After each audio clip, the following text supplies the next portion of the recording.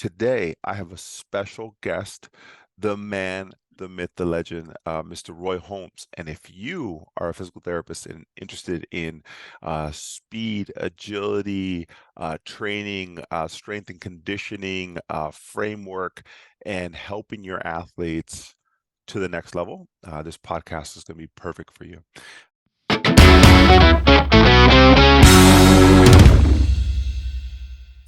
Hi, everyone. Welcome back to the podcast. Welcome all new listeners, and welcome back to those who have heard my content in the past. Today, I have a special guest, the man, the myth, the legend, Mr. Roy Holmes. And if you are a physical therapist and interested in speed, agility, training, strength and conditioning, framework, and helping your athletes to the next level, this podcast is going to be perfect for you. So before I go on, I want to talk about Roy and how we get Mr. Roy Holmes on here. I'll let him introduce himself and everything else about him, but this is a very special podcast, and people always ask why I do certain episodes, and this one came organically. Roy was in a recent Management of the Barbell Athlete, and he was a guest there, and for me, after doing that course and having more strength conditioning specialists inside an integrative course, it made me realize there's something there to it, and I enjoy the conversations because it helps me become a better clinician, a better leader, a better mentor, better coach, better teacher. And I think you can see it from different lenses, and that to me was a good wake-up call. So I'm excited to have you on, Roy. Tell us a little bit about yourself, who you are, what your favorite ice cream is, whatever you want, man. Give me an intro. Okay. First of all, thanks for having me on. It's really awesome. I've known you for, quite some time now. Jumping right into my story. So I've kind of let's see, where could we pinpoint this? Former athlete. So I grew up playing multiple sports. So I played, baseball, football, a little tennis, was awful at that. But my main passion was football. The first time, I put on a set of pads and hit somebody, I was like, Right. this is where I need to be. Sometime after high school, I left California, Southern California area. I went to the great Temecula Valley High School, located in California. Huh. And then I went and I walked on at Northern Arizona University. So, as things are going on as a younger athlete, especially back then, there's really no social media and things like that. Yeah. I was like, how am I going to go pro? How am I going to go pro? That quickly, diminished when I'm like, all right, well, I didn't have a scholarship or anything like Yeah. that. So I walked on at Northern Arizona. My second year, I ended up getting a scholarship on there. So I was fortunate enough to have that. And then from there, going throughout college, I was originally going to be graphic design, visual arts. So one of my like hidden talents is I'm super artsy. I love to draw. So that's actually how I take notes. Sometimes I actually draw out stuff. So like if someone's saying something, I draw diagrams because I'm a learn by doing type guy. Huh. Um, I've always had a passion for mentoring people, Yeah. kids, and different things like that. So I was like, well, maybe I'll do the graphic arts, but then I'll also go do PE, so that if I end up going back to a high school or coaching or something like that, it could be a seamless transition. So that's basically what I did. Sometime after school, our compliance director, she actually worked for a physical therapy company, and she was like, "Hey, if you ever move to the Phoenix area, look us up. If Huh. you're still looking to play football, we're kind of getting into the training space. We don't really know. Look us up." I was like, "Okay, cool." So I started off coaching and doing strength and conditioning at a local high school, and so I was doing some of that, and I was kind of like, okay, but I was really at that time I was so young in the game.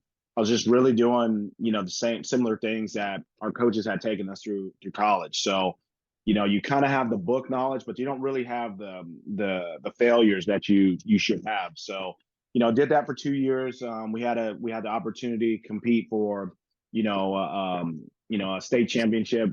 Unfortunately, fell short to Chaparral High School. Okay. But then after some time, left the Flagstaff area, moved down to Phoenix, and then that's where I started. I still coached high school football. I was working probably about 3 or 4 jobs at the time, so most people don't really understand the strength coach grind. Oh yeah. Oh So yeah. I was working at IKEA. I was a DJ at a bar. So most people don't know that I'm also a DJ.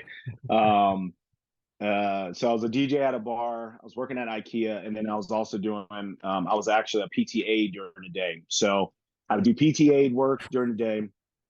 I go to the high school or IKEA during the afternoon, and then I'd go to the bar and I'd close the bar at night. So I was only really getting like a couple hours of sleep, being a roommate. But those are some years that Yep. I wouldn't pass up. Of So course. kind of fast forward a little bit. Did that for a while. Did the PTA. I started getting, a few professional athletes. I started getting a couple minor league baseball players, a couple of professional football players, and I was like, man, I really start to like this. So I had about 40 fitness clients. I was in charge of about 39 teams. It was called the Sereno Soccer Club that was out in Arizona. So I was in charge of strength conditioning for a lot of those teams. Um, then I had my fitness and my adult clients. And so what I started to see was what was eye opening for me was as I was a PTA, we had pretty aggressive physical therapists. So they weren't they would do the table modalities and different things like that, but they were big into restoring movement. So Yep. that's where a lot of foundation of what I do today and why I rely so heavily on physical therapists, because we would have people that would come in and they were rehabbing their shoulder or their knee or their back or something like that. And they would actually get in shape and then actually feel better. And they were like, well, I don't want to revert back. So how can I continue this? And that's where I kind of became, that bridge person where it was like I was the liaison between PT and then the sports performance side. And they were like, well, yeah, you got to go transition and start training with Roy now. And so I had my clients, I would write them up programs, and then basically we would go through the programs. I'd spend 1 week teaching them the program. Mhm. And then the rest of the time they had 3 weeks on their own, but I'd kind of just monitor them in the gym, making sure their form and everything was good. But, more and more word of mouth has kind of went from there. The Phoenix Heat got to me after a while, and I decided to relocate back to California. I started working for a company, Velocity Sports Performance. After I worked with them for about a year, helped them start up their adult program. The same thing, kind of bridging the gap between a physical therapy company that was located up in the North County. And then from there, that's when I got the call. I started working with Athletes Performance at the time, which is now known as Exos. And I've been working for them ever since, and until probably about almost a month ago. So Yeah. that's pretty much how I got here so far. And Roy's being a little humble. For those who don't know, Roy's been around for a long time in the strength Mm-hmm. conditioning world, and there's few athletes I would trust with programming and people to take on to that next level. And when you work side by side, and I didn't mention this, but I've done some. It's like prison. I've done some time with Roy, and I've seen him work, and you see people work, and you see the work ethic, you see the passion, you can feel it, you can see it, and you appreciate working with those individuals. And Roy is one of those individuals where like they're addicted to work, they're addicted to seeing results, they're addicted to people. And I think that watching Roy work was actually very, very impressive. And so Roy, his main role, what I've saw, is helping athletes perform at their highest level, right? Whatever that means to them, right? Whether it's adult fitness and they're like trying to lose weight, to like, I just don't want to like, have aches and pains, or an athlete, I need to run as fast as possible to make me the biggest contract possible. So I've seen Roy do the spectrum. And so that's his journey. And I think what a lot of physical therapists would appreciate is like what you do on a day-to-day basis. And you've had a long journey. I think all of us can appreciate that grind. I appreciate the 4 jobs. Mm-hmm. I get that, man. IKEA, that's some work. Yeah. DJing, that's some long nights. PTA, Mhm. that's the grind too. And then high school football, I mean, that's a full plate. So it's obviously put you on a platform, and those things have made you stronger. And now you went from Arizona to California. You did Velocity Sports. You went through the AP transition into Exos, and you've been with Exos for a long time doing, I mean, everything from adult fitness to combine to, what would you say like your strength is? Like, let's talk about like your specialty, and then what Mhm. your strength is. Maybe they're the same thing. Yeah, if you would have probably asked me that question a few years ago, I'm going to say, football, but I probably say now it's more, my mindset is more shifted towards people and mentoring. Mm, That's like probably the biggest thing is that, in the combine space, like, I know how to get guys faster. I know how to get yeah, guys stronger, different things like that. But what I've started to learn more than anything is that when you get in that competitive space, especially a combine, biggest stage, biggest job interview for most of those guys, it's all mental, of course. and if you can't connect with those people, the hard skills of, knowing sets and reps and all the different things like that doesn't really matter. So, the soft skills are the things that over time that I've really tried to refine. Again, like I said, I can have people lose weight. I can get people to jump higher. I can get people to move faster. But more than anything, it's that leadership component, being able to mentor people, put people in the right positions, and then also, getting people to understand that they can do a lot more than they think they can. Yeah, To be able to really, drive, and some people are like, I don't know if I can be that fast, or I don't know if I can do this. Having adult clients that are terrified to do RDLs or throw a medicine ball against the wall, that always gives me back pain. And then to have someone say, I haven't had pain anymore. Like, you just talked me off the ledge, or you showed me in a way right. where, it wasn't so aggressive where I couldn't do it. So, but yeah, definitely. I mean, if anything, just to answer your question, I Yeah, would definitely probably say the combine space. Definitely the combine space from a hard skill standpoint. I appreciate that. from a hard skill standpoint. Yep. Yeah, yeah, and I think the listeners on here, we have the full gamut. We've got people in PT school, we've got people in their first 5 years, and we have people who have been in 10, 15 years. And everybody's got a different perspective, because if I would have asked you like 5 years ago, you would have said hard skills, like, oh, that's my Mm-hmm. strength. I can do it in my sleep.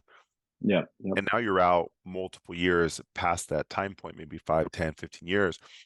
And now your view of like what your strength is so different, because you're not just uh performing those hard skills, you're not taking courses just to do that. You're seeing like the true impact. And I'm sure you've gone through several athletes where you just weren't getting across, no matter how how good your hard skills were. There was like a big gap, and you're like, what am I missing? And it's that leadership, Mm-hmm. that communication, that like Mm-hmm. relationship standpoint. And I think that Yep. it's important for PTs to understand more and more. Here's why.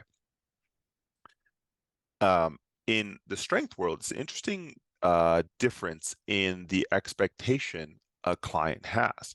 When a person enters your world, they're going to either commit to 10 to 15 weeks with you to gain speed or whatever it is.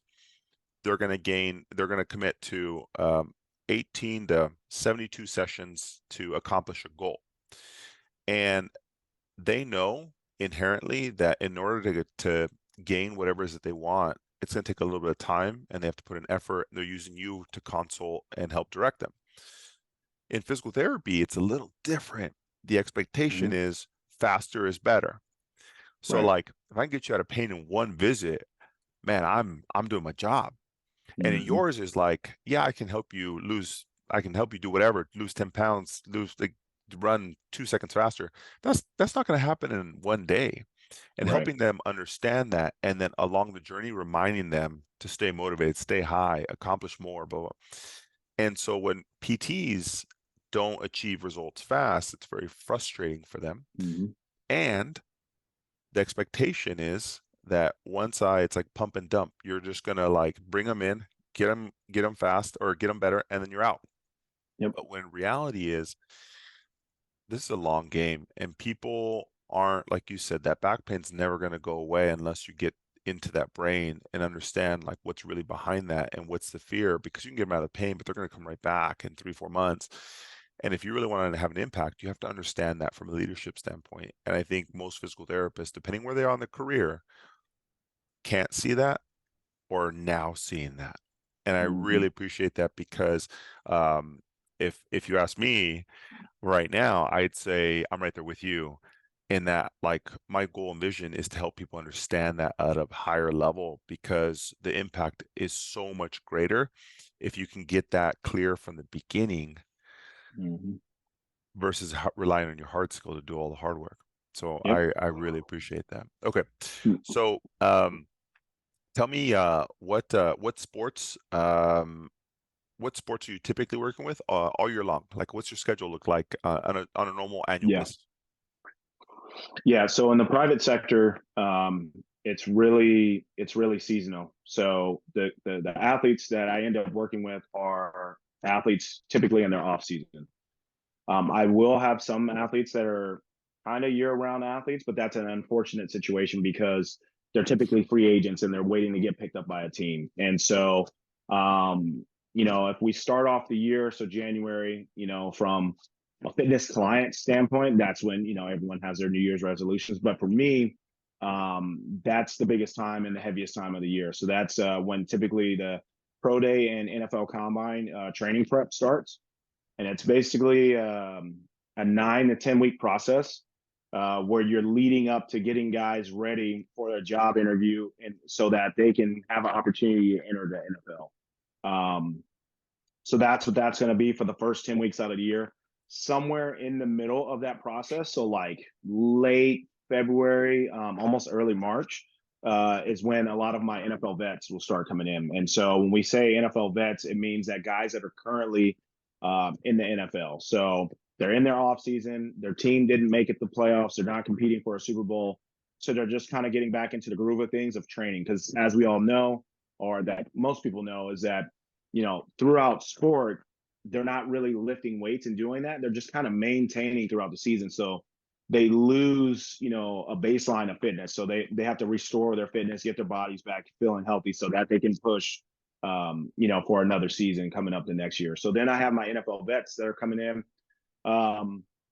Then I kind of take like a little bit of a break. And then that's when all of our NFL guys, the draft is happening. So the guys that we just trained for the NFL, they're going for the draft. Some of them come back. They'll do a little tune-up before the draft just to stay in shape.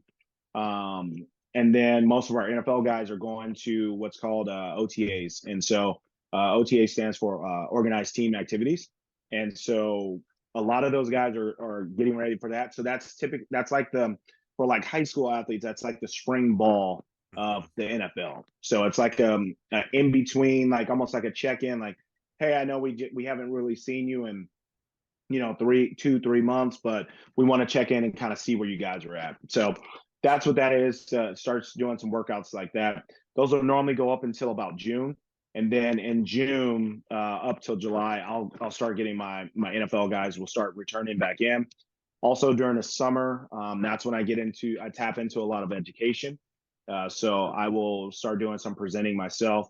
So presenting company methodology, doing some travel. I'll go to courses like, the course that I went with to yours. Mm-hmm. So getting some of my con ed, catching up with some of the athletes, doing things like that.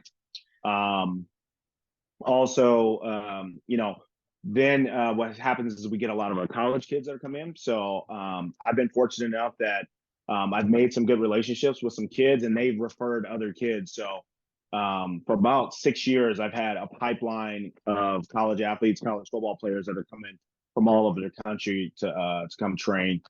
And then in the fall, that's when things slow down a lot, just simply for the fact that in the fall, almost all major sports are in seasons. So basketball starts preseason. Basketball starts preseason. We have hockey that starts going.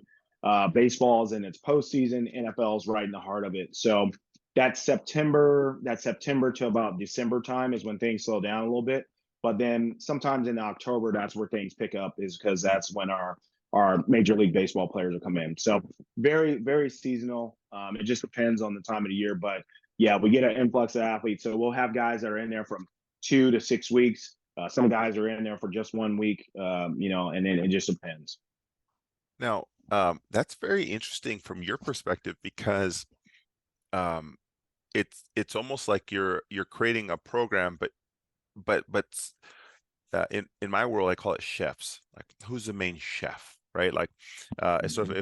if it's a post-op ACL in the first 4 months, I'm the primary chef. Like, the physician is Mhm. early on. That's they're dictating kind of like, hey, this was what I saw inside.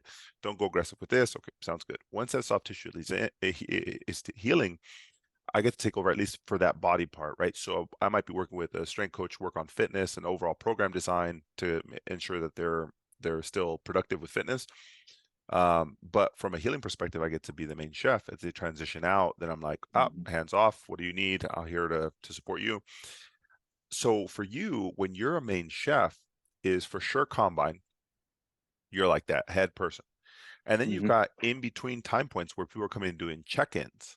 Mhm. So I guess I've never even asked this. Like, when does the strength coach on an NFL team become the head chef? When they're Yeah. only in season, or do they write their program out? And if they follow it, that's up to them. And then you become the consultant and you get to dictate what is happening based on whatever position they are.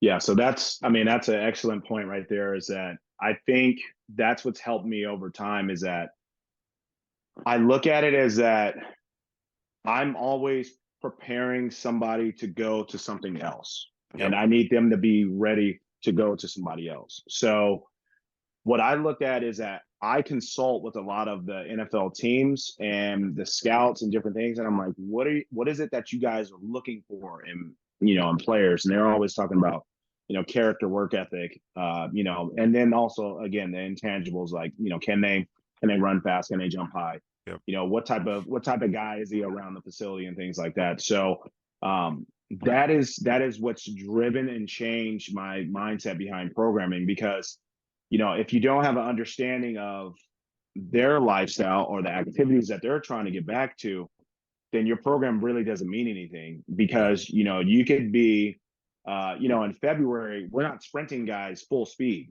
because that's not the time for them to do that. They just came out of season. They're not ready for that. The next time that a season is going to happen is not going to be until August. Yeah. So there's a lot of time to really slow cook these guys. So, um, so yeah, in combine, I'm definitely in charge, but at the same time, I'm in charge, but I'm trying to get them prepared for an opportunity to see when they walk in the room, people are like, wow, like, or when Yeah. that guy puts his hand down on the line, wow, so I think that's something that a lot of people don't understand, Yeah. and a lot of people miss that opportunity is that an opportunity to network bigger is to be able to reach out. Hey, I have such and such that's here.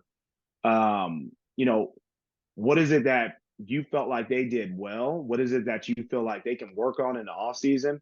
And then you can share your philosophy with them because a lot of times in our industry, it's always your program versus my program Yeah. when it's realistically how can we Right. connect and make the athlete better? And I think that's the opportunity that's missed. And then like I love the point that you bring up is like, yes, I am the head chef at certain points in time, but I look at it as like if I'm sending a guy back to Yeah.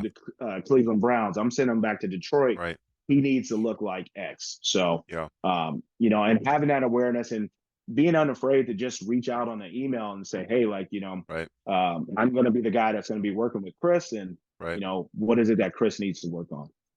And I think I don't know if it's common in your industry, but in the PT world, unless it's like a surgeon, a lot of PTs are hesitant, not fearful. It's just not as Mm-hmm. common practice to work with like to collaborate with the strength coach.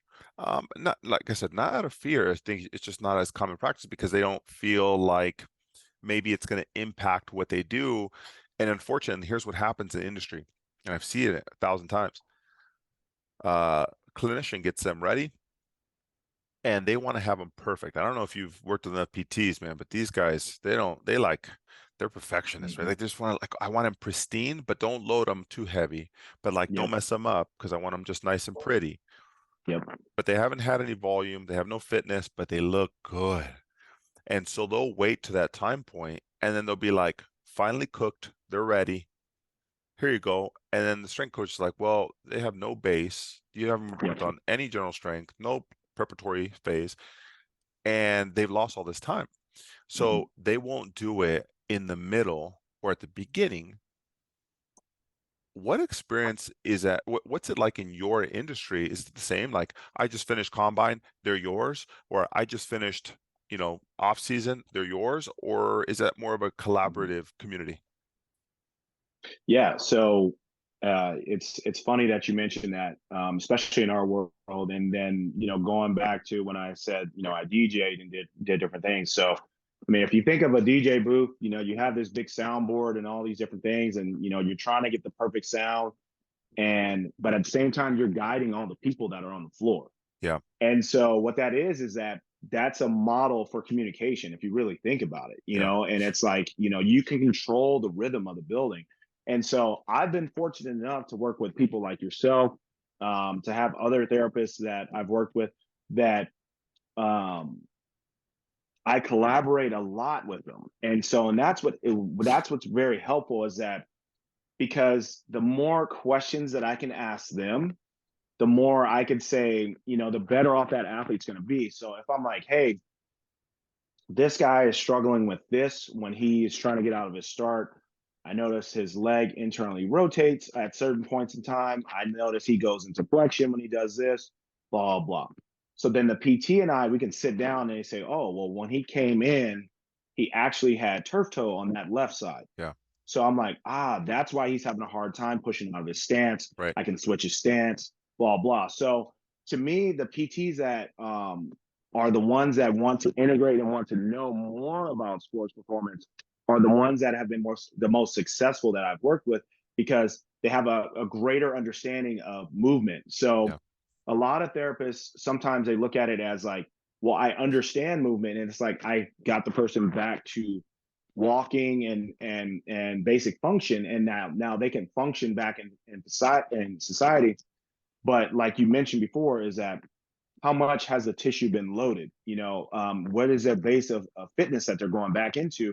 Because if we throw them right back into the sports right, performance environment and we say, yes, they checked all the boxes because quad girth is this, or they have right, mobility in certain joints, that doesn't necessarily mean that they're resilient enough to right. fully take back on sports environments. So um the integration model is key, and I think that back and forth conversation between a strength coach and a physical therapy therapist is where the actual secret sauce is at. It's like, because for me, especially in the combine standpoint, I don't Oh want yeah, to touch a guy. I right. don't want to train. I don't want him to enter the field Oh yeah, until until I have the therapist knowing, like, okay, here's his hamstring issues, there's all of his deficits, because the more they can paint that picture, the more I can start saying, all right, when he gets 20 yards out, this is probably when that guy's going to get hurt. right. So then when I'm starting to see that stuff, it lets me know I need to pull back a little bit on this guy, Yep. or I can let this guy go full speed. So I really feel like that integrated model of understanding movement is key. You know, gosh, the more you talk about it, the challenge and the challenge in our world is that those integrative models just rarely exist. They're very hard to come by. Not every place has them. It's a top-down approach. So if the owner or the management doesn't see the benefit, it's really hard. So I've been very fortunate to work in environments like that. And so that works beautifully. And now the majority of listeners are probably wanting to work in those type of environments, but maybe Mhm. they've only worked in facilities where they're standalone clinics. Maybe not a lot of multidisciplinary approaches. And when they're working with individuals like yourself, or they want to, what do you think is the best approach to like reach out to you? I know that sounds like a really silly question, but some of these listeners Yeah, are no, like, no, not at all. some of these listeners literally want to be like, well, um, I don't want to overstep my bounds. I don't want to like disturb the person. I want to be professional. I don't want to like slide into his DMs, but I also want to like Mhm. network. Like, what's the best approach? What do you think for yourself or anybody, any strength coach? Yeah, I mean, I think a simple introduction is more than anything. You know, I've had people that reach out and they say, "Can I ask you a question?"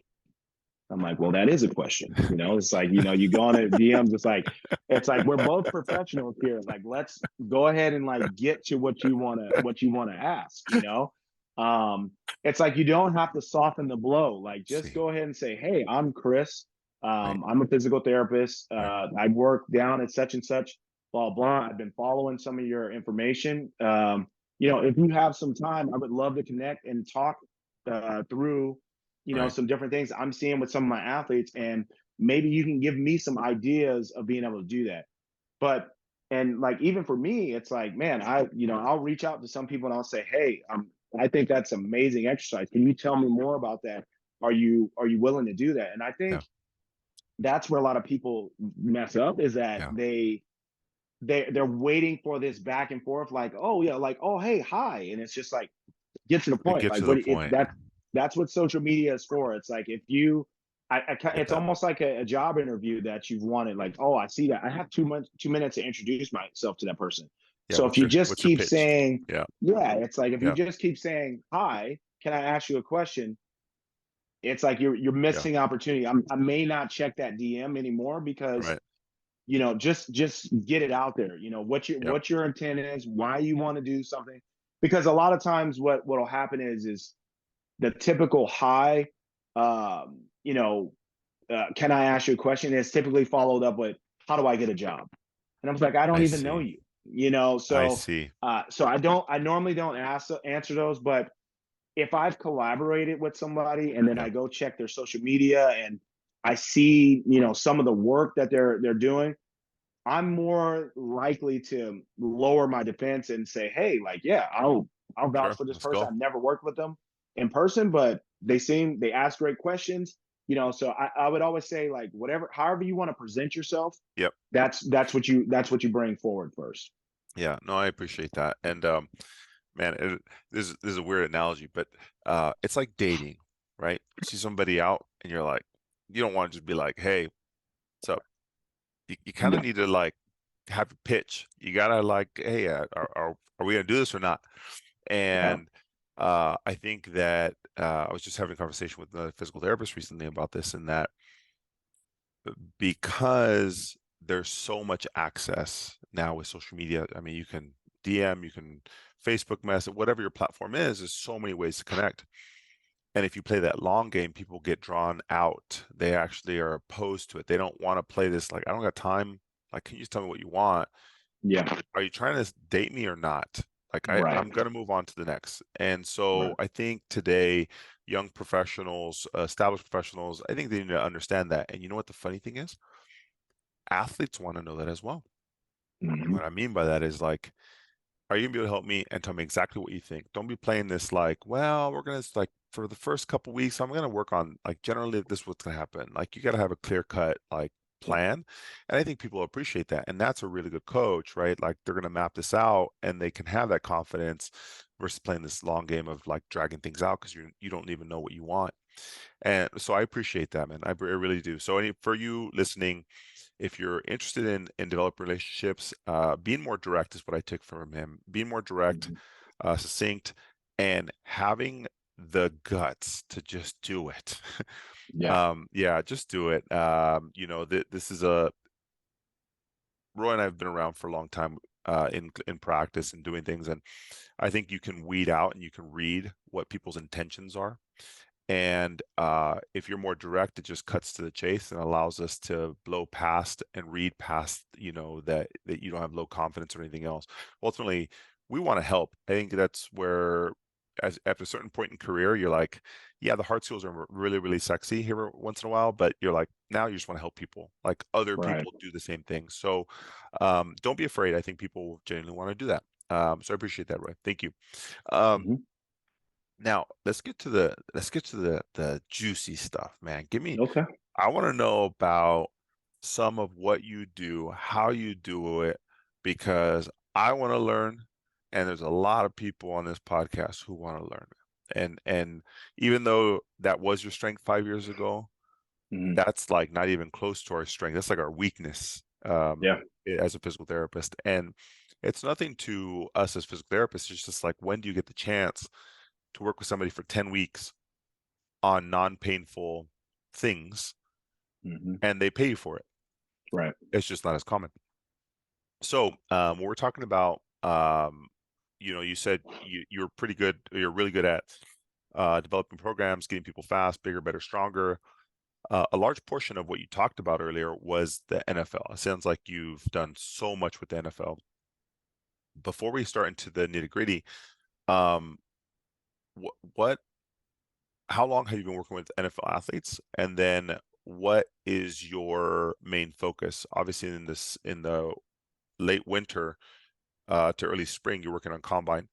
Then you're working on like OTAs, and then you don't see them for the fall. Hmm. So in those first 6 months, like what's your focus? Like, what have you been doing with NFL athletes?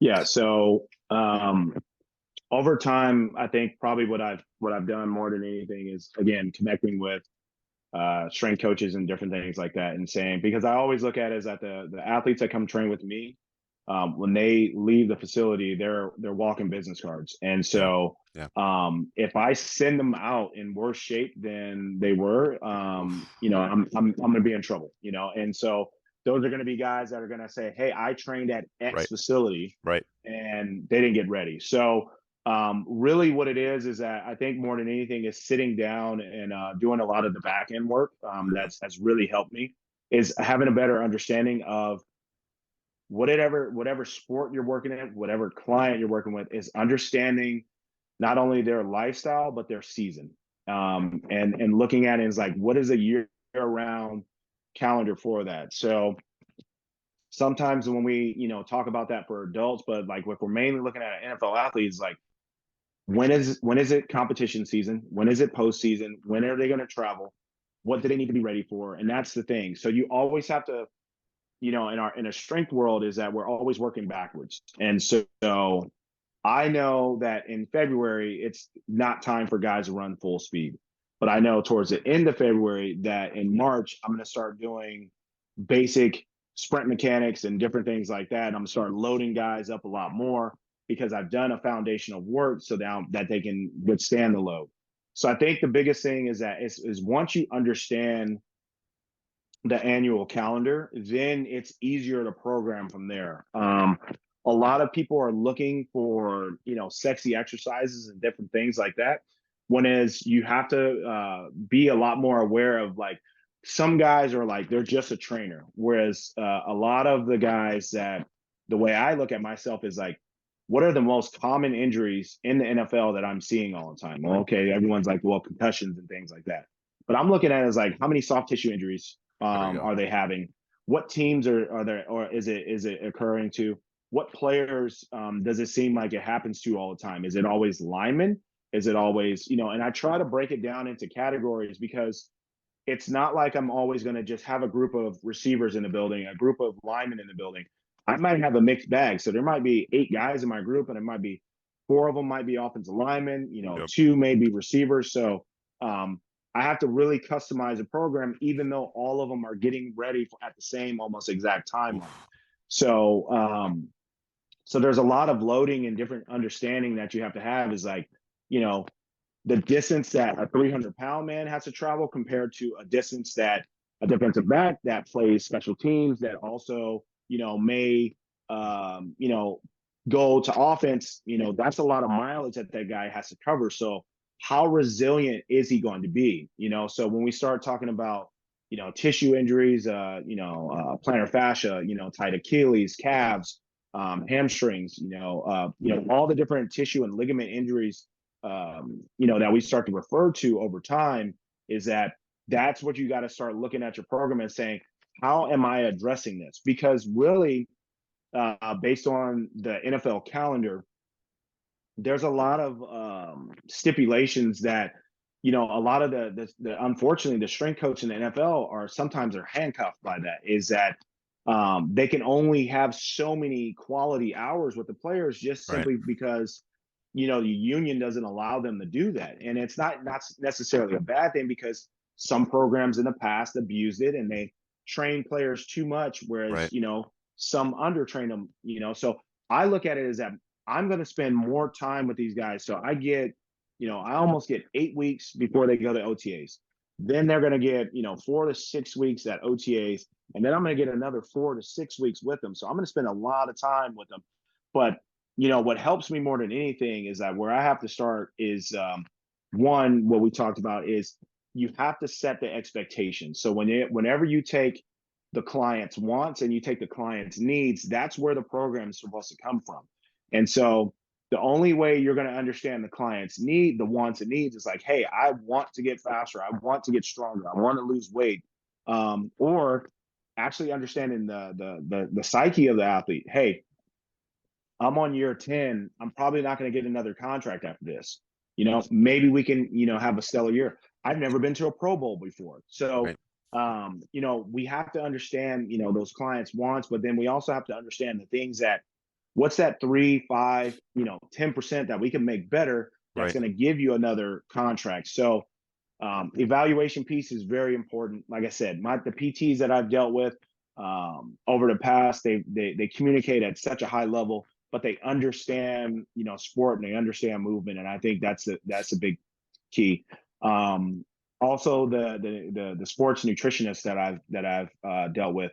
So the registered dietitians that at our facility are top notch. So they understand the breakdown where we will dive all the way in until the blood level of saying like what are these kids, what are these guys allergic to. So I think once you start getting that picture and then you understand how they move, you understand the type of movement quality and how that is affected based on their diet, their recovery, and everything else like that. The programming part is easy.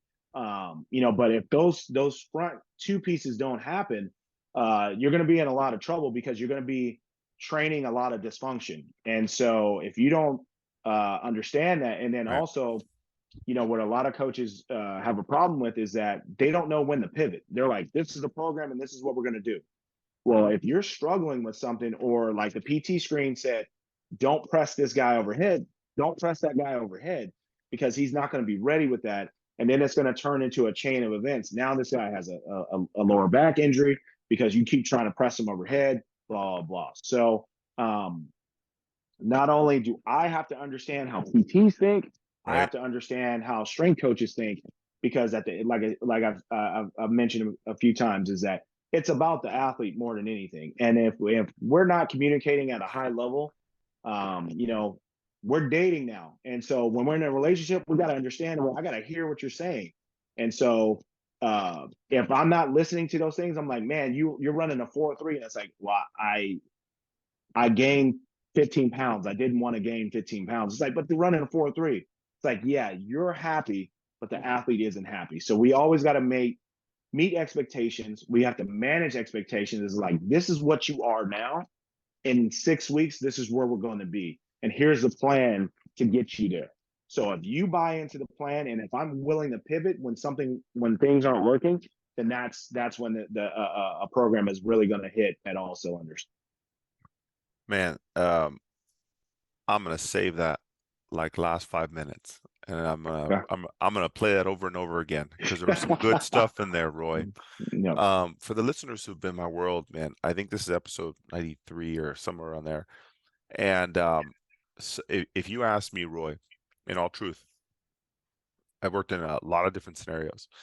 I've done a residency. I've worked in pro sports. I've done consulting. I've helped with the combine. I've helped with the Exos methodology and teaching it. I've helped start a PT school. I've helped build a business for a PT clinic, and now doing this education. So I've seen different things. And the things that you said here, I'm going to ask you two questions after this.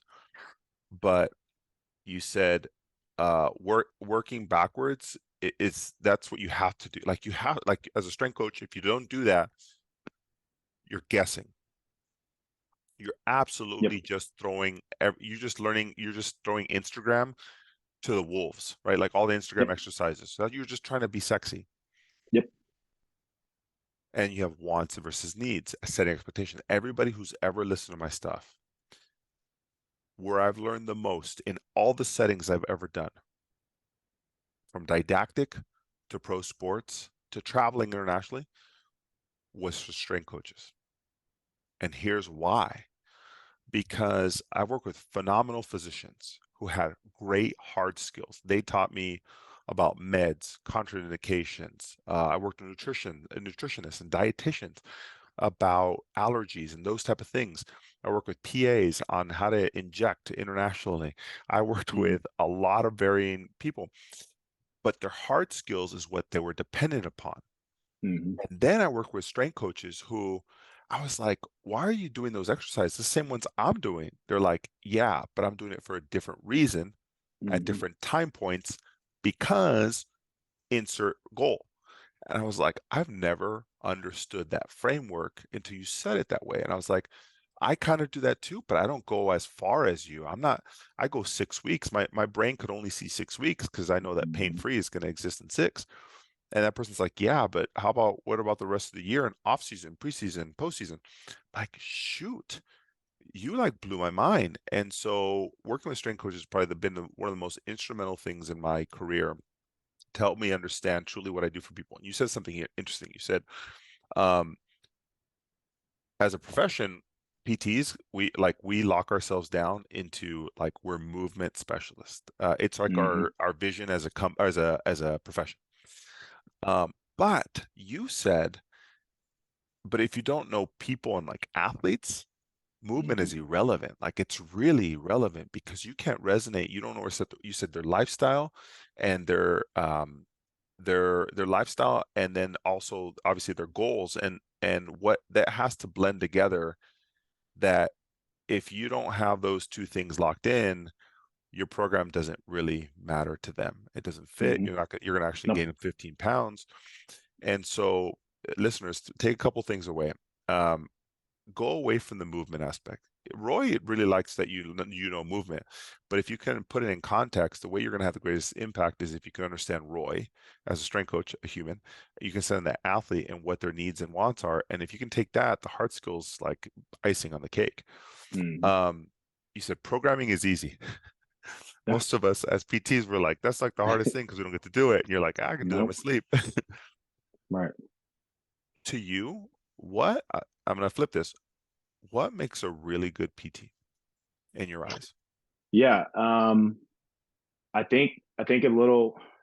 I mean, I hate to keep repeating the same thing. It's like they have to have good people skills, and I Mm, and I and I think that's the thing is that unfortunately, like some of the PTs, like and then strength coaches and things like that I've seen struggle when they're young. They throw their degrees and like how many courses they've been to, and I'm such and such specialist and all that stuff like that. And you mentioned it a few minutes ago. Is like that doesn't matter because the athlete or the client is going to say, I want to be able to play with my children again. I have back pain, I have knee pain. I want to be able to sit for longer than a few hours and not get up and feel like I can't walk anymore. Or I'm depending on this because I need to get to my third or fourth contract. Otherwise, I have to retire. So that's really what you're dealing with. Is like you have to understand is like what is that person's mindset, and the more that you relate to that, and the more you can relate that. Here's how this exercise is going to help you get back to playing your sport. Here's how this is going to help you spend more time with your grandkids and have more energy. Like that's the biggest thing is like I was watching or I read something is that I was talking about this the other day is that uh people business, we can always talk about what we do and how we do it, but we struggle with why we do it. And I think, and it's they said if you start putting the why first and then you work backwards, it's going to change how you do things, and it's going to change what when you do things. And so That's the biggest thing is I don't feel like, I think a lot of people have to almost revert back, and not to jump on a soapbox, but like a passion thing here. But I think a lot of people have to revert back is like why they're in the industry in the first place. And a lot of people forget that moment of like, I wanted to become a PT because of this. I ask some of our PT students all the time, like, why do you want to be a PT? And some of them are like, oh, I want to help people. I'm like, yeah, well, help people do what? And they're like, oh, get back to doing this stuff. I was like, but why did you become a PT? And they're like, oh, well, I tore my ACL when I was playing soccer back in school. I was like, that's your what moment. That was your why moment. That is your why, because you don't want to see other people go through either a poor rehab process, a rehab process where people weren't communicating with them at a high level. That's the biggest thing, is that a lot of people forget their why, and they forget like, hey, I got into this industry to help people, but here's a reason why I want to help people. I want you to come back in here and say, I thought I never would run a marathon again. I thought I would never run that 4-3. And that's the bonus. That's why we do stuff. And and the people that I've worked with that are the most successful are the ones that can relate to people. Sure. They see people's struggles. They know when to turn on the big brain when they have someone that is very type A, your corporate executive, Yep. that wants to know how long this is going to take, how many minutes is going to take, what do I need to do at home, compared to the person that, excuse me, sir, can you get off your phone? I need Sure. you to pay attention to me. Like, from the whole spectrum of the understanding is like, I have to find a common ground with this person, and this is how we are going to get better. And I think Yeah. those are the people that I've seen had the most success. And I guess that answers my second question of like, what makes a good strength coach? It's the kind of same thing. Kind of same thing. Yeah. So I'm going to build a pyramid. Like I'm a very visual person like you. So I'm going to build a little pyramid in my head. So when you brought this up, most people talk about what they're really good at. Like, a PT meets a new patient, a new athlete, right? And they're like, I have this credential, I have this, right? Like, so they're like, I'm going to do these exercises. So that's like what they think the patient or athlete wants, like the exercise, right? And they're like, well, and this is how we're going to do it, right? But ultimately, what you said was like the why above that has to resonate with their lifestyle and everything else. And Mhm. then when to address that is very, very important. And so having that understanding, I'm gonna use this. This is the 4 Ws. I can understand this because I think that we initially give the what and the how, right? Because that makes you a technician actually, Mhm. if you focus on those 2 points. Yep. And I think that, yeah, we're really good at implementing and being a technician. However, what really separates like masters of like any art or craft is staying high on the why, and then two is when to be able to, like you said, if different personalities, you have to be able to like have that wiggle room. So Yeah. I appreciate that. Okay, so those are my 2 questions on that. Now I want to know, once you have that all locked in, right, and you have an Hmm. understanding of your athlete and what you're trying to do for them, um, we talked about how you get athletes. We talked about your calendar and how you kind of have mesocycles and microcycles within your craft. So let's talk about your bread and butter. The first 2 months of the year kind of set the tone for the rest of the year. You're building the rapport with that athlete. You're learning their wants and needs. Most of them are coming in. Let's assume they're combine. Post collegiate, they have no idea who you are. Probably matched up with you by an agent, and so they're there for a technical reason, right? You're like, they're stuck on the what and how. How are you gonna make me faster? What are we doing right now? Yep. Yep. So tell me how a general framework for combine works. And I know there's multiple agencies and multiple ways you can go about this, but I Hmm. would think most people have this. There's a lot of overlap in that structure. Some Hmm. might be a little bit more load heavy on the front end. Some people are more speed based, so they want to introduce it a little sooner. In general, how does a combine outline happen? Well, tell me what it looks Yeah.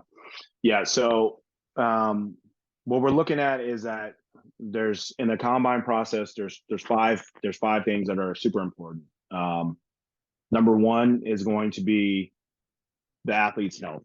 What most people don't understand is that when they go to Indianapolis, the reason why the combine was started in the first place is to get basically the top 300 athletes in the hands of the team so that they can medically clear these teams, right? So that was the most important thing. Number two, second thing is an athlete's character. And so that's the big thing that they're going to be judged on. So that's a heavy piece, not only from how they present themselves social media wise, their families, background checks, if they've gotten in trouble when they were younger. So their character. So health and character. Number three, which is most people only focus on, is running fast. And everyone's like, you got to be just fast, which is true, because it opens up a lot more doors than a nice healthy kid that's slow. So you got to run fast.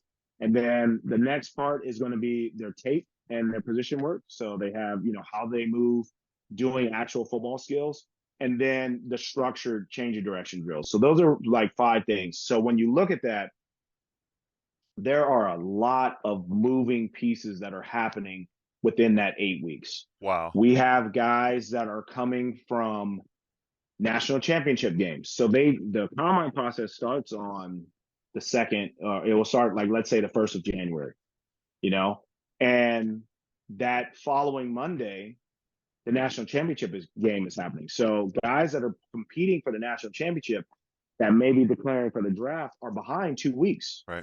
So, and it's only an 8-week process. And so they're behind 2 weeks. Then as soon as that is over, All-Star games happen. So you have the Hula Bowl, you have the NFLPA game, you have the East-West Shrine, you have the Senior Bowl.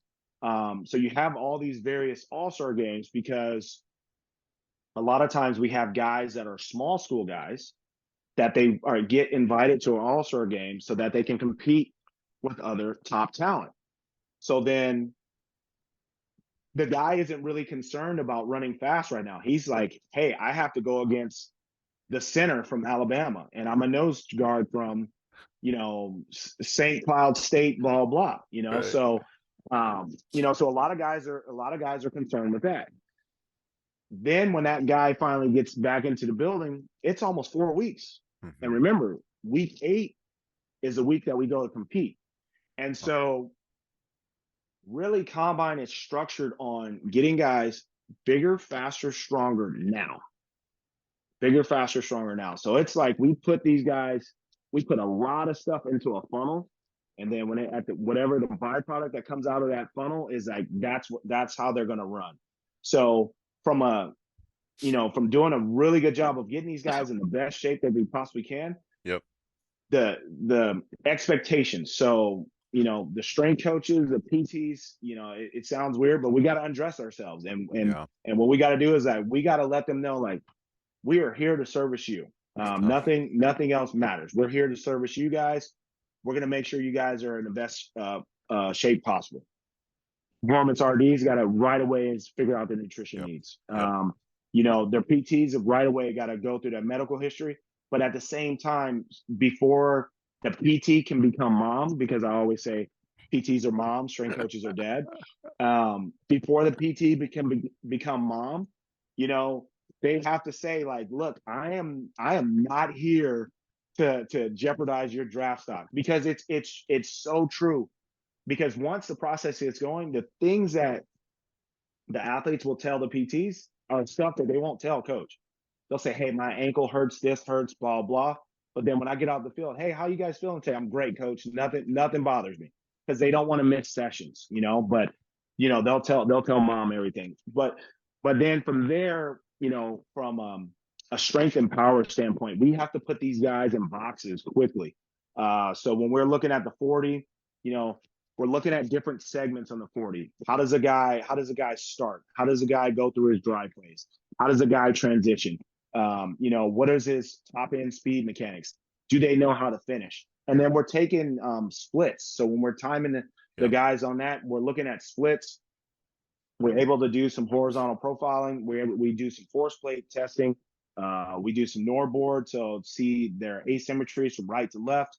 So we're looking at all those different things, because what a lot of athletes don't understand is that that's the environment that they're going to be in when they Right. become a pro athlete, because there's so much technology monitoring. So we're looking at the distances that the guys are traveling, monitoring the number of reps that they're at what intensities and when and why. Just our language. So like, when do I yell and when do I kind of draw back? Like in the beginning, I'm very kind of calm and Yeah. stoic and just Yeah. letting the guys get used to that. Because if I get in there right away, that anxiety is going to go up. And then the next Right. thing you know, those guys are going to think it's compete day one. Next thing you know, I'm going to wreck all my guys. So, Right. the coaching, the way we coach in the beginning is very detailed as well. So some guys are going to struggle with 225. Some guys are going to be Oh yeah. body comp guys. 225 bench press rep Right. test. But some guys are going to be body comp guys. So those are going to be guys that are going to get, their meal plan is going to look a lot different than everyone else. They're going to get some extra conditioning hours. And then what they do on the field is also going to, because we don't want to wreck that guy as well. So there's a lot of moving parts. So, we have guys that are going in and out of the building for all-star games, coming in from national championship games. But at Right. the end of the day, really the most work that's going to happen is like, if they can get their soft tissue injuries under control, Yep. they start sleeping better, recovering, eating better, then the strength program is gonna take hold, and speed program is gonna take hold. It's where Mhm. a lot of people always think about it is like strength, technique. That's the bread and butter, and that's really not it at all.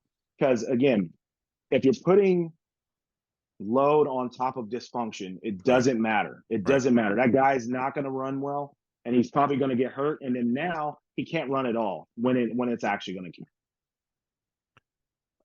There's a lot of layers what you just said, and I'm a systems guy, so I like to compartmentalize, and maybe that's not Mm-hmm. possible with this, right? Because you have, I'm trying to think of like, how do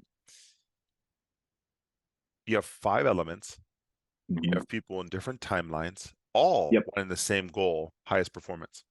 But then you have different body types. You might have a speedy, weak individual, like a speedster, doesn't need more top end speed. Like they're great. Don't touch that.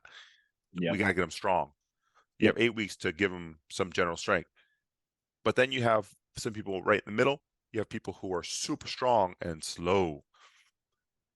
How do you profile these individuals? Because I Yep. mean, at some point you can't have 57 individual programs and monitor every single person all in the same like hour.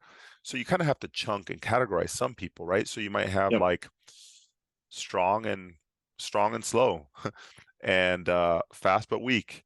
And you have hybrids. Like, how do you categorize people so you can Yeah. work efficiently? Yeah. So I mean, from a simple standpoint, is that we use a lot of jump profiling, and then you compare jump profiling to so combine coaches really just have to understand the numbers. So let's say you're a linebacker, and I say, all right, well, what's a given times that this linebacker has to do? So I know that your shuttle times need to be a certain way. I know that your speed times need to be a certain way. I know you need to jump.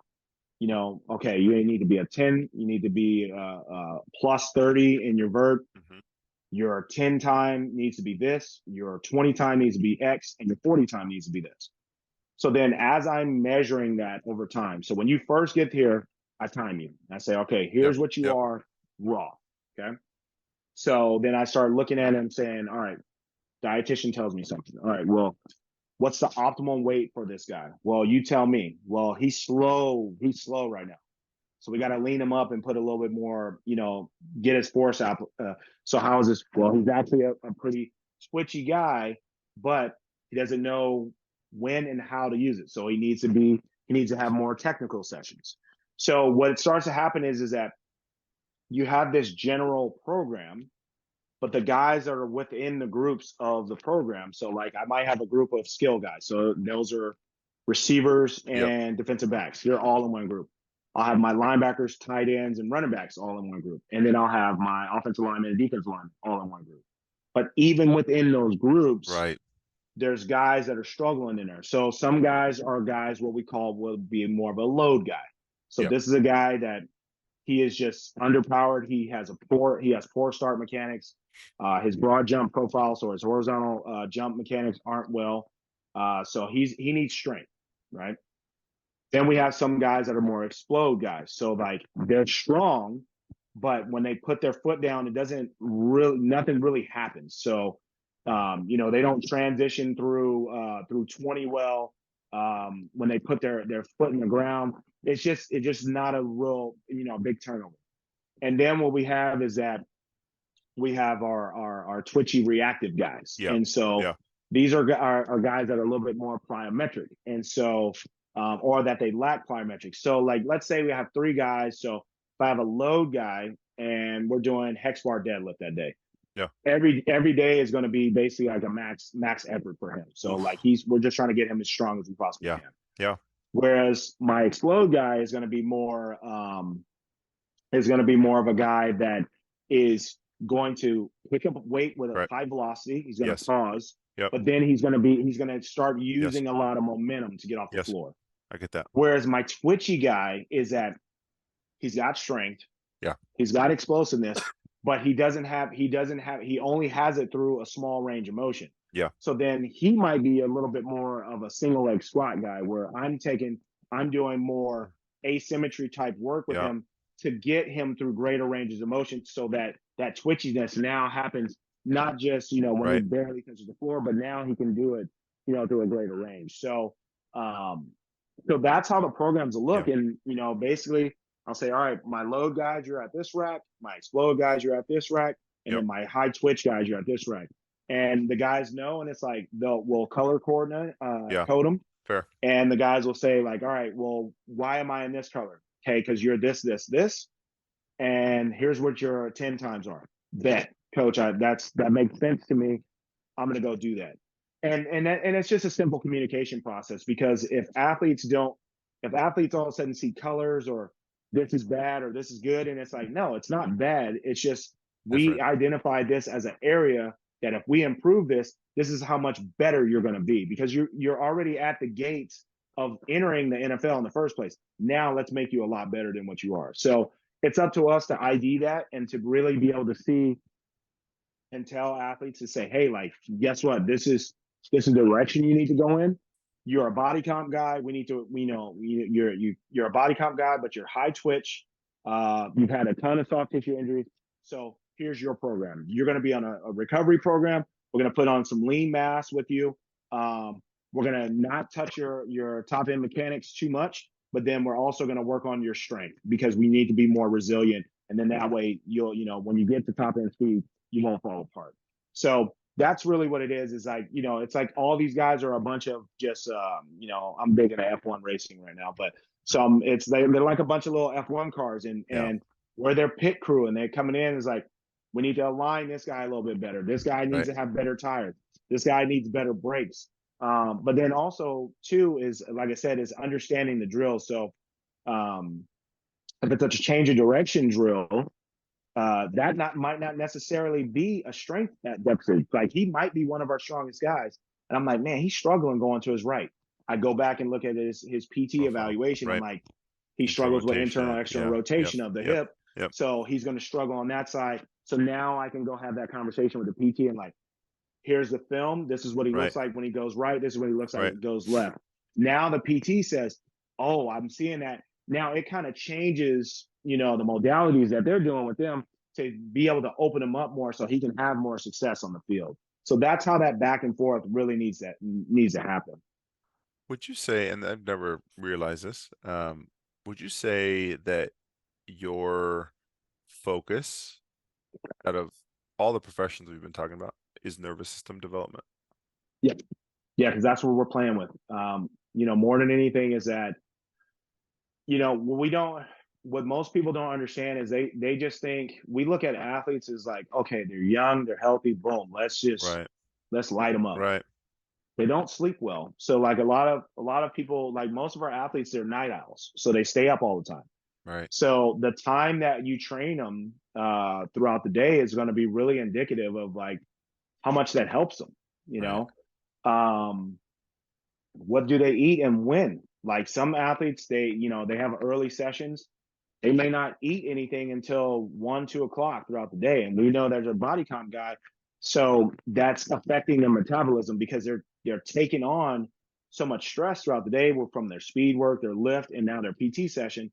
1 o'clock is when they had their first meal. That's not a good thing Oof. when they went to bed at 4 and then their Right. first session was at 7. So um, so yeah, so we definitely have to look at that and monitor that. A lot of the places that we've been doing is like oral rings, whoops. We do athlete surveys, and then also too, going back to that personal part is pay attention to your athletes. Is like I normally like if I have 8 guys in my group, I'm going down. How's the ankle feeling today? Oh, it's feeling pretty good, coach. We got to change of direction, blah, blah. Did you get taped? Did you do this? Yes. Um, you know, I noticed you were, going to the next guy. You were sick last night. We got top end speed today.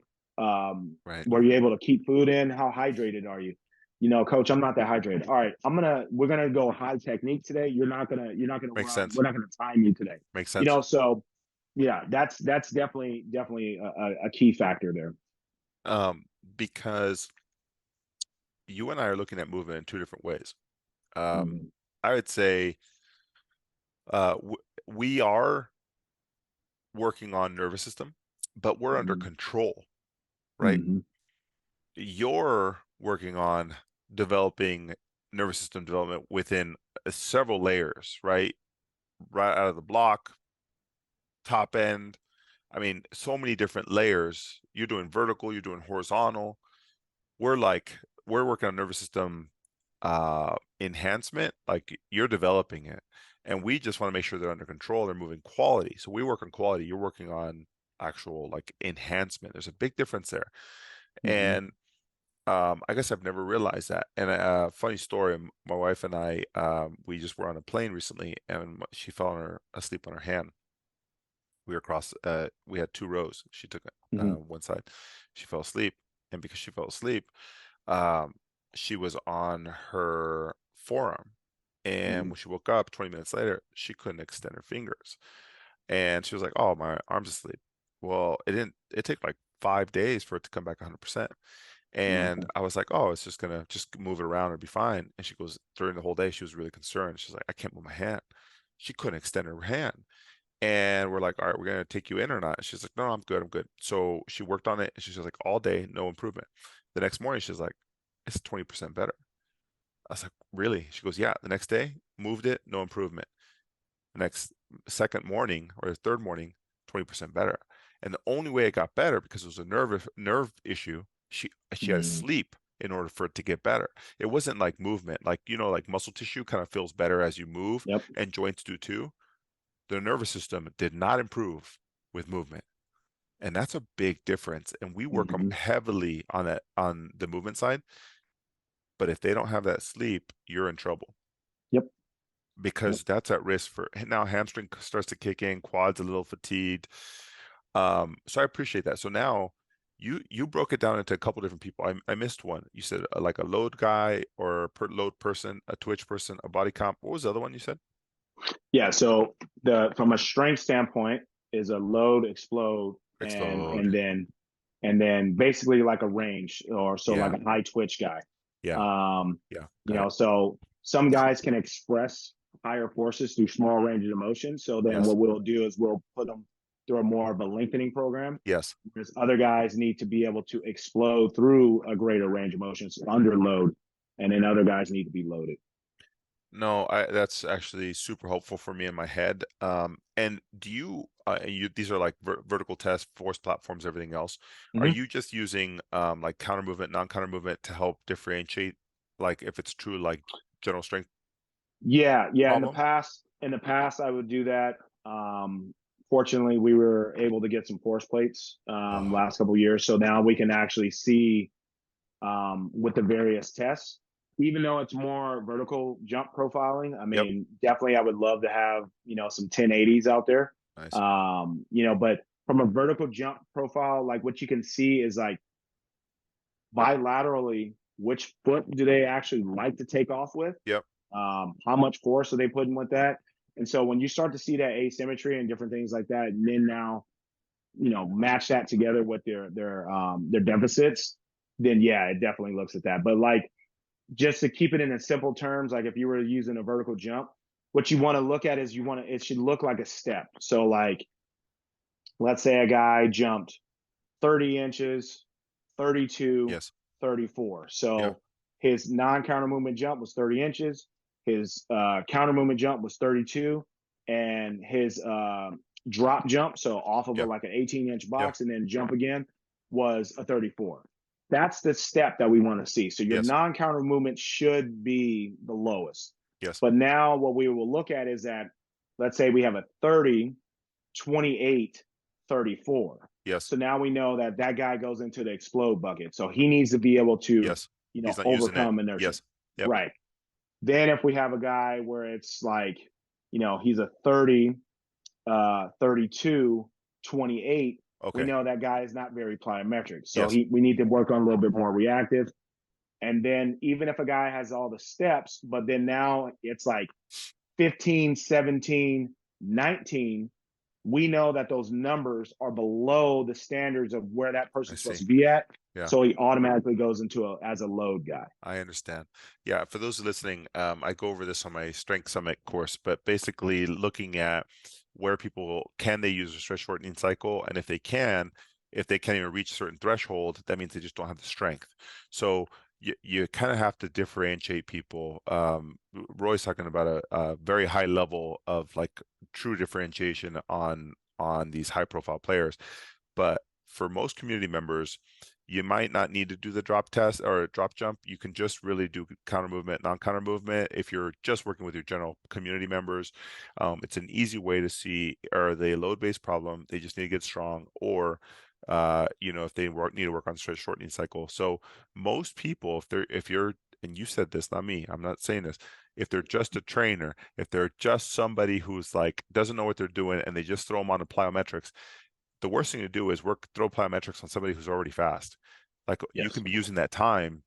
You're wasting 6 to 8 weeks on time you could have developed some strength, which is Mm-hmm. what they needed truly to jump higher. And Yep. the problem is that Instagram and social media feeds into this because they're like, that's a cool exercise. I want to do that. But that kid doesn't need more stretch shortening cycle. Doesn't Right. need it. They're just weak, but they're fast. They just have Right. springs. So I think it's very, very important. Okay. So that helps me. That's how you get people together. That is kind of the outline. How many weeks are you in strength? Like, are you Yeah. So three to you four? basically, so you basically have, so there's a lot of blending that goes on. So week one is almost like a wash, not necessarily a wash, but week one is basically an evaluation week. Yeah, So throughout that week is when we're going to do a lot of testing. So you're doing the body comp, you're sending them to medical yeah, specialists and different things like that.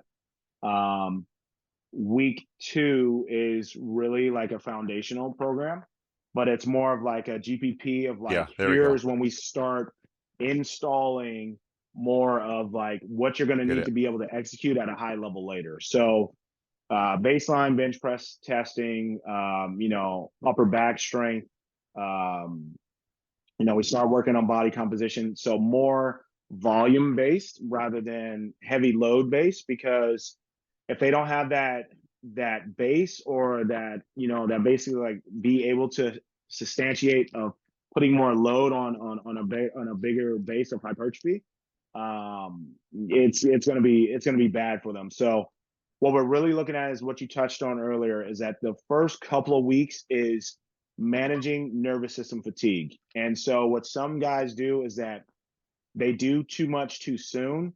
And so what they do is they readapt the body to failing all the time. And so a lot of times what I'll tell guys is that as we're building up to, let's say we're doing 5 sets of 4, as we're built, the what I want is that fifth set is going to be your actual heavy set. So you're doing a bunch of single working sets, but it's an ascending load on that. But what I want is that's not going to happen until week 3. But in, weeks 1, weeks 2, you're building up to that. But if you need a spotter, if you feel like you're failing, the weight is too heavy for you. So we need to down regulate that, because then when the weights do get heavy in our strength phase, if you're already used to failing all the time, your ceiling is already set too low. So we have to build you up gradually where you don't even realize that you've already exceeded your ceiling. Um, and then from there is what we'll get into is like an overload phase, is that we're actually, we're timing a lot. There's a lot of position work that's happening on the field.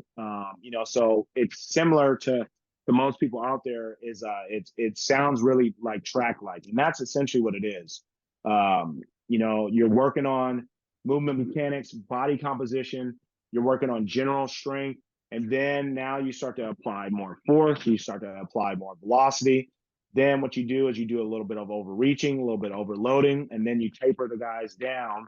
And then when they're tapered down, now when they go to call upon that, which most people look at as like super compensation, which is still a thing that a lot of research has done, is that how do certain individuals super compensate at certain points in time? Yes. So then once that individual super compensates, then what we should see is them performing at the highest level when called upon, when they go off to Indianapolis or when they go compete at their pro day. So, and then making sure that that doesn't happen too soon, because as we know, 7 days, we start losing some twitchiness. 14 days, we start losing our strength. So we got to make sure that we're maintaining that, but then also understanding our athlete is this guy going to benefit more from a lot more rest? Or is this a guy that's going to benefit a lot more from continuing to be under load, but then stripping load away slowly, so that, that high threshold, that high tension type guy can still harness that in when they need to. That is an art, as an art behind the scenes. If you guys don't understand truly how challenge, not hard, how challenging this is. This is an art, because you can go wrong in so many places. You can load them too long. You can kind of peak them a little too early, and now their nervous system won't be able to hold it, especially if they're young and they don't sleep well and all this stuff. So you kind of have to peak people at the right time, and you're hoping that everything comes together without injury. That's what you're hoping. So that is huge. I think my like real big takeaway on this is the overlapping fundamentals, the science behind, gosh, you're really only loading them 3 to 4 weeks. Correct. And then you have 3 to 4 weeks of speed development, overloading, overreaching, super compensation. You really only have like, 3 to 4 weeks of each. Yeah. And heaven forbid they win the national championship and they go to an all-star game. Right. So now you're only in for like 5 weeks. Right. And so, that was a real reason why it's important to do the evaluation in the front end, because the evaluation is going to be your blueprint of like, what do I, because see, some people in the beginning, like if you would have asked me 10 years ago when I was doing this stuff, it'd have been like, oh, everyone's got to run fast. Everyone's got to do this. Everyone's got to do Yeah. that. And it's like, no, that's not really. It's like, I just need this guy to go to bed. All of a Yeah. sudden he goes to bed earlier. Now he's super fast again. Yeah. Okay, actually, this guy's Get that. diet sucks. I just need him to eat better, Yeah. So when you understand that individual, like you're really just pulling the levers on Yes. certain things. Like Yeah. this guy's gonna wake up, he's gonna be strong no matter what. It's Yes. not your strength program. This guy is farm strong, he can lift anything, he can do it. But now if his tissue quality was better, or if his diet was better, then Yeah. now he can actually utilize that strength and not get hurt all the time. Yeah. So I think that's the biggest key to, what most strength coaches don't look at, is that they want the fastest guy. They want Right. everyone to check every single box, where you have to really individualize it for the person that's in front of you and say, like, what are the things that we can pull levers on that is going to make you perform at your best? But that's an experienced person. What you're saying right now, that's coming from a very experienced level. And let me put it in PT terms. Mm-hmm. Some of the most challenging cases, I'm addicted to very tough cases, like almost impossible cases. We have, what's an interesting one is MMA. So we have a lot of UFC fighters, and sometimes they don't stop. It's like somebody sprinting right before combine. You don't stop somebody from sprinting. Like they still Mhm. need to work through the nervous system. But Correct. people in the UFC, they still got to fight before they fight, Mhm. like days before, a day before, 2 days before. Like they still do it and they still get hurt. And whoever goes to a UFC fight, they're still hurt. It's just who's banged up more. Yep. And so as they go, you kind of have to be able to, we call them dials. What dial are you going to move? Are they able to train? Can they do groundwork? Not ideal. They got their back is hurting, so they won't be on flexion. So they got to be doing, they got to be on their feet. And how many days can they do not do groundwork? Well, it's a confidence thing. How experienced are they? They're a new athlete. Shoot, you got to put them on the ground because they need the confidence down there. You have a veteran, they're like, I can do 5 days without it. I'll be fine. So Yeah. you got to be able to pull those dials and say, you know what, like you're resting. I wouldn't put you on the ground for 3 to 5 days. The day before, you can do a little bit of technical work, nothing heavy. You're going to be in a back brace for so long during the day. You just learn how to pull the dials. But a young clinician's like, oh, no training for 2 weeks. Yes. And the Yep. athlete's like, wait a minute. I got to Hmm. make money in 2 weeks. Not possible. I'm out. I'm not listening to you. Yep. And you're right. You're just like they got there because they're the one percenters. And all you're doing is just facilitating them to that next level. You're not going to change the game. You are not the reason that they got No. the game changed. You are the reason they made the final cut. And I think Correct. people they want to be the person who got them 2 seconds faster. The smartest strength coaches just turned the dial down and said, let's not load you, keep you springy, get some sleep, cut back a little bit on this, and don't eat so much. Yep. Actually, it wasn't my program. It was my full program, not my technical Correct. program.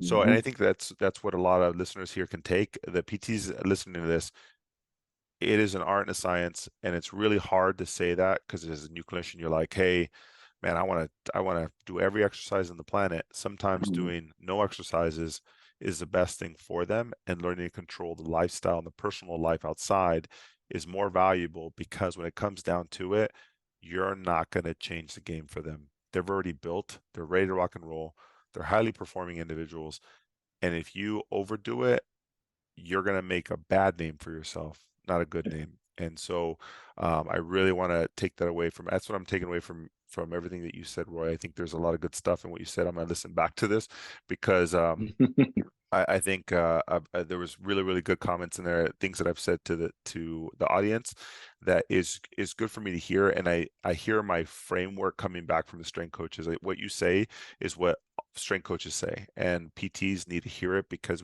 you guys can see it from the bigger perspective than we can. My big one I took from you too is that you are a nervous system like specialist. I didn't realize that till today, believe it or not, like how much you Hmm. work on that nervous system. We don't tap into it. We're more tendons, ligaments, and joints and muscle tissue with a little bit of nervous system. So what I'm hoping to do now is add like an element of these type of things to my summit course and help PTs understand when do you turn the dials, not like control the dials, just turn them. So I appreciate that, man. So I've taken a lot of your time, Roy, and I've asked you all the questions, and I'm very grateful, and the audience is very grateful to have you here. Um, I don't have any more questions. I obviously want to just soak up in the brain and get everything I can. But what would you advise for sports PTs who want to like improve their knowledge in like speed, agility, or strength and conditioning? Like, what would your recommendation be?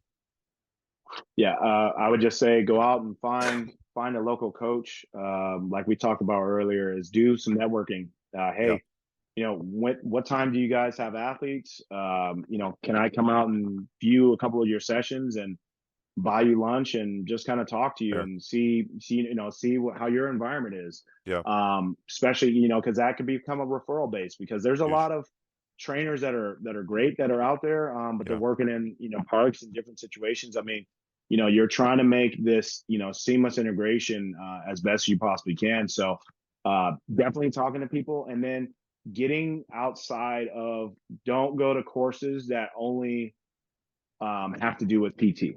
Go to courses that, like, go to strength and conditioning courses. Yeah. Be someone that's in the room, but then make sure that you're humble and aware enough and say, yes, this isn't my environment, but how does Right. this environment, how can it help me? And I Right. think me sitting in a PT area and just watching our Right. therapists interact with people made me a Right. better coach. So Yeah. I think that there's a lot of brilliance in that, and then just understand it and be like, hey, guess what?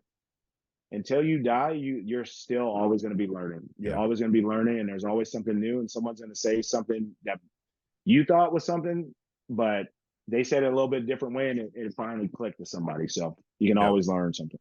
Yeah, full transparency. I got a couple nuggets today.